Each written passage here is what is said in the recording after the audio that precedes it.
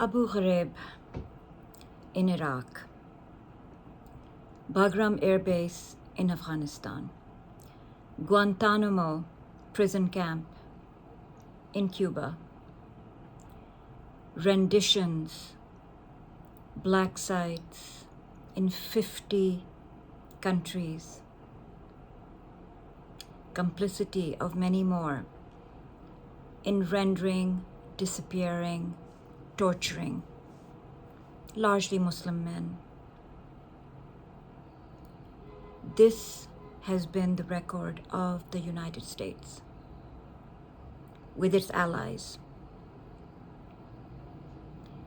We all saw the images out of Abu Gharaib in Iraq, with detainees being humiliated, sexually assaulted, also by female guards, by dogs, piled on top of one another. We remember that.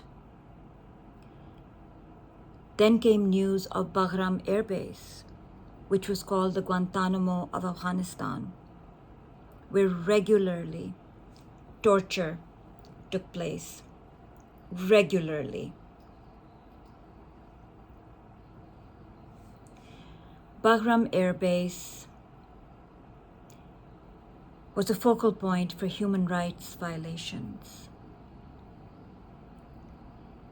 Physical abuse,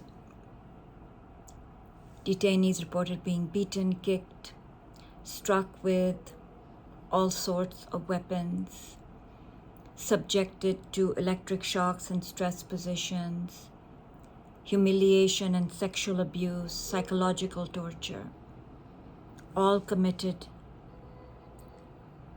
by American servicemen and CIA. Waterboarding. Remember that? Waterboarding. They also openly boasted about it. What was it called? So cutely. Enhanced interrogations. How cute. It was torture. Torture. War crimes. Crimes against humanity. Disappearances. No habeas corpus rights. More torture. What did Mr. Obama do when he came into power? Nothing. He promised to prosecute war crimes in his first 100 days. He didn't. He did nothing. He promised to close Guantanamo prison camp. He did not. I am not willing to buy this argument that he was hampered, he was hamstrung. He just stopped giving it priority. His look forward bullshit policy has brought us to where we are today.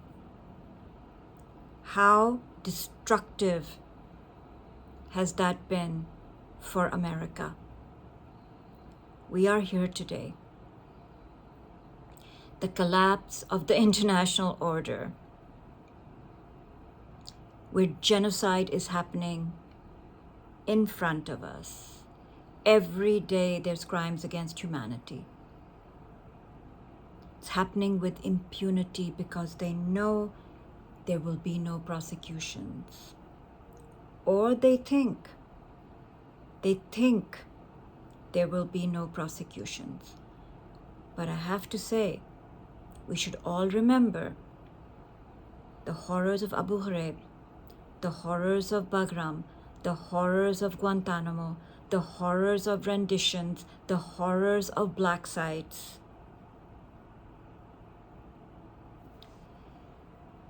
Yes, Mr. Obama did nothing.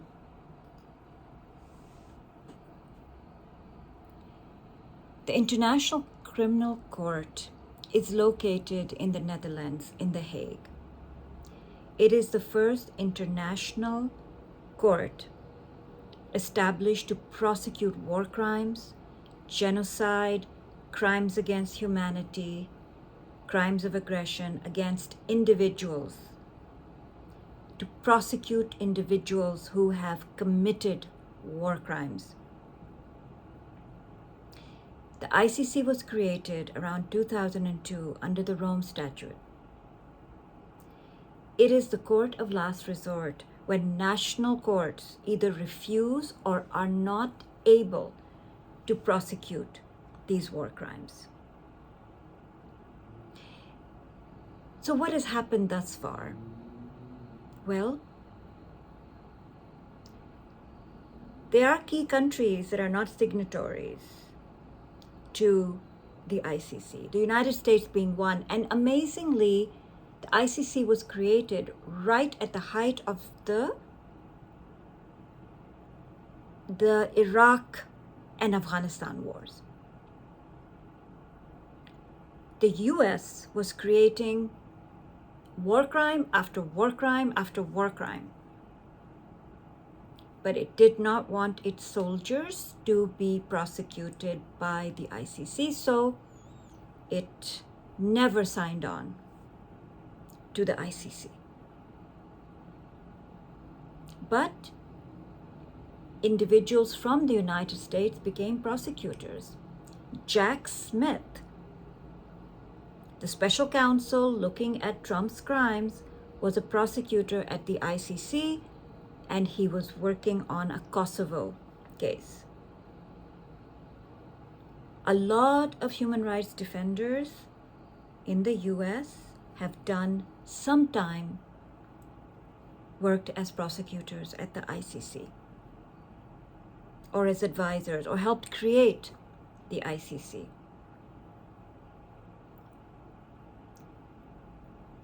Russia, China, US, Israel, Pakistan, India are not signatories to the ICC. Shame on all of them. However, the ICC has been busy prosecuting many dictators in the Africa region. The latest person to be prosecuted and taken to The Hague, arrested and taken to The Hague, is Duterte of the Philippines. And he will be tried and charged with war crimes for his massacres of Filipinos in supposedly drug raids. Very few Western leaders or people under their command have been prosecuted by the ICC. And we can see what is the result of issuing warrants for the arrest of Netanyahu and Gallant. The entire world order has been imploded. What did Lindsey Graham say? ICC is not for people like us. It's for the Africans. Right. So I just wanted to remind everybody about the ICC, when it was created, and who have they been going after, and how they are being targeted and sanctioned for issuing arrest warrants against Benjamin Netanyahu. Important reminders all around, given that Duterte is facing a trial for crimes against humanity. And now the prosecutors are saying, the judges are saying, that there are substantial grounds to believe Duterte guided anti-drugs crackdown that killed thousands. Who else has killed thousands? Right. And for his sake, the international order has been collapsed. So just want to remind everybody about that. Homeland Security says that its people are going to be called Homeland Defenders. And as I previously mentioned, that anti-Israel posts or feelings or commentary or ideology, pro-Palestinian ideology, criticizing Israel will now be a negative mark for those applying for green cards in the US. Homeland Defenders. So Israel is considered part of the homeland?